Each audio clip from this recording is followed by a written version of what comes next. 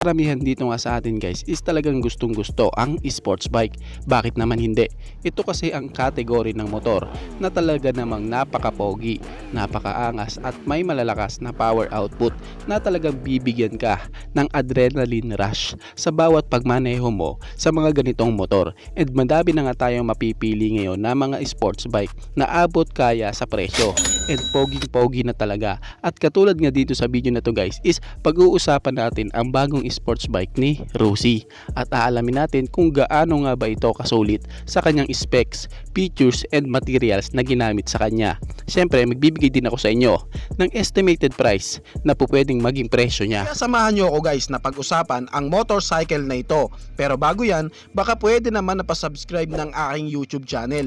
I-click mo na din ng notification bell para maging updated kayo sa mga susunod na i-upload ko. Guys, baka pwede naman na pa-like and follow ng aking Facebook page.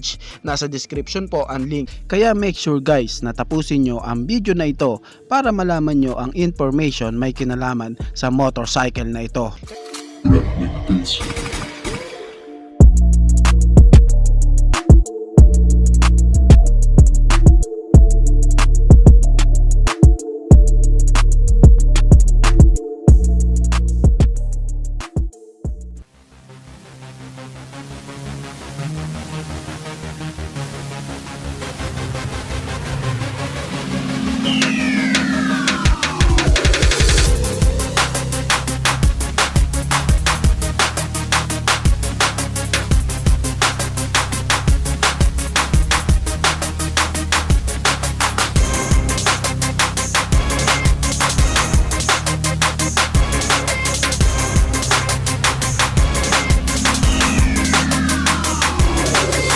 Cyclone RC401, madami nga ang nag-aabang sa update ng RC401 Songzhen. Well dito guys is i-share ko sa inyo kung gaano nga ba kasulit ang RC401. Ang RC401 guys is minanufacture ng malaking kumpanya na si Songzhen. Ang Songzhen is isang malaking company na nagmamanufacture ng mga motor at mula pa nga po ng 1992 until now guys is talagang nagmamanufacture sila. Alam mo ba na 1 million units taon-taon ang napoproduce nila, ganun sila katindi. At ang Songzhen is hindi tatagal sa motorcycle industry kung palpak, bulok, walang kwenta ang kanilang mga gawa. Sa katunayan, madami na ding malalaking motorcycle brand na nagtitiwala sa Songzhen at nakikipag-tie up sa kanila. Kaya pinapakita lang nito na di din basta-basta ang Songzhen. At katulad na nga lang po sa RC401, masasabi mo din talaga na sulit ang sports bike na ito na 400cc. Kasi ito guys is kargada po ng 401 cubic centimeter engine displacement, naka-parallel twin cylinder, naka-4 stroke, naka-dual overhead cam with 8 valves, naka-electronic fuel injected and naka-liquid cooled engine na makakaasa kang meron siyang magandang cooling system para sa kanyang engine. Para sa isang 400cc na nagmula sa China, kaya niya din namang makipagsabayan sa mga Japanese bike. Di man ganun na ine-expect mo, pero di ka na din mabibitin lalo na sa kanyang power output na merong 45 horsepower and 37 Nm of torque. Well, sakto na ang power output na yan guys para sa isang 400cc na sports bike at dahil nga sa may bigat siya na 178 kg, nalis nga po ang kanyang top speed na meron lang 167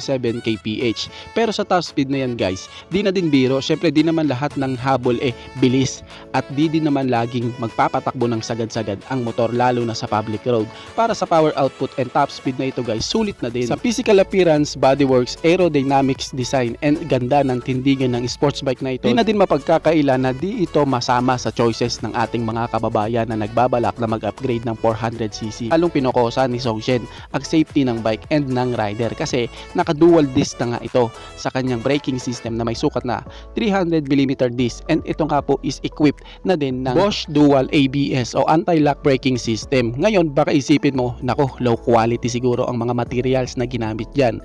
Well, diyan ka nagkakamali. Ang Cyclone guys ay isa sa mga high-end sub-brands ng Songzhen. Kaya panigurado na madaming nakalagay sa RC401 na mga new premium and good quality parts dito sa RC401. Isa nga sa maganda sa kanya is yung kanyang inverted fork na merong 22 levels adjustable 110mm stroke and intermediate rear shock absorber na merong 14 levels adjustable 55mm stroke. At dahil nga sa ganito ang kanyang mga suspension, makakaasa ka na meron siyang maganda at mas stable na play lalo na if ipapasok mo siya sa mga sharp corner. Pagdating naman guys sa kanyang transmission, sulit na din ang RC401 kasi guys meron na po itong FCC sleeper clutch. Ang FCC ay isa pong Japanese company na ang purpose is makapagbigay sa mga automobile and motorcycle high technology clutch. Kaya kung iisipin mo, hindi na talaga pipitsugin ang RC401. And kung balak mo na ipang long ride ang sports bike na ito, meron na nga po siyang built-in na USB charging port para din di ka malobatan ng iyong cellphone. At para naman sa design ng bike, kita talaga na napaka-futuristic ng kanyang disenyo sabay sa uso. Ika nga, may slim na tail part, may aggressive na headlight, samahan mo pa sa kanyang mga edges and more aerodynamics. May mga ventilation katulad na lang sa kanyang shark fin para padaanan ng hangin para din less air dragging.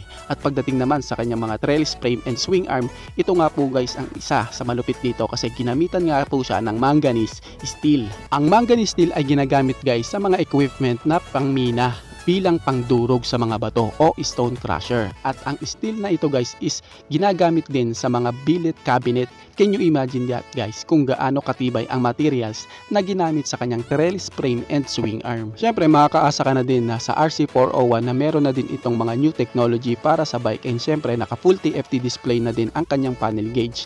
Ngayon ang tanong, magkano naman kaya ang kanyang presyo? Sad to say guys na wag po kayong mag-e-expect na nasa 100,000 to 180,000 lang ang bike na ito. Hindi porkit si Rusi po ang maglalabas ganun na kaagad kababa ang tingin nyo sa kanya. Kung titignan ang karakteristik ng bike, mga materials na ginamit, mga safety features and mga new technology na nakalagay sa kanya, well po, my personal opinion guys is sa tingin ko po is hindi po talaga lalampas ang price nito kay CF Moto 450 SR kasi kapag nangyari yun talagang di ito bebenta. At sa 400cc nga sa ngayon ni Rusi na si RE3, meron nga itong presyo na 270,000 pesos na alam naman natin guys na sa bansang China is mas mataas nga po ang presyo ni RE3 kaysa kay RC401. Para sa akin guys, estimated price guys and personal opinion lang, baka maglaro sa presyo na 240,000 to 250,000 pesos ang presyo nito. Well, kung mangyayari man na maging ganito talaga ang presyo niya, paniguradong maaalarma talaga at magkakaroon ng katapat si CF Moto 450 SR pagdating sa marketing selling.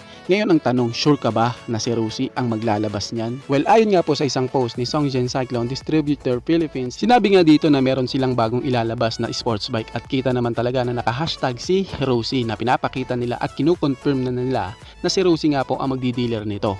Syempre sa kaukulang pagbabago o update sa RC401 guys, agad ko din naman kayong sasabihan. Sa ngayon is wala pa pong nilalabas na article kung kailan ba ito ilalabas dito sa atin. Sa ngayon is antay-antay lang muna tayo. Tandaan guys, si Rusi po ay nagdi-dealer lang ng motor para ibenta dito sa atin. Hindi po sila ang gumagawa ng makina ng motor nila. And kung titingnan ang history ni Songjen, malaki na talaga din ang pagbabago at madami na din silang napatunayan at meron na din silang halos 3 dekada sa motorcycle industry na tiyak na makakapagtiwala ka na may kalidad na ang mga motorcycle na ito dahil nanggaling sa isang brand na matagal na at may magaganda at tibay na nilalabas na motor katulad na lang kay Cyclone RC401.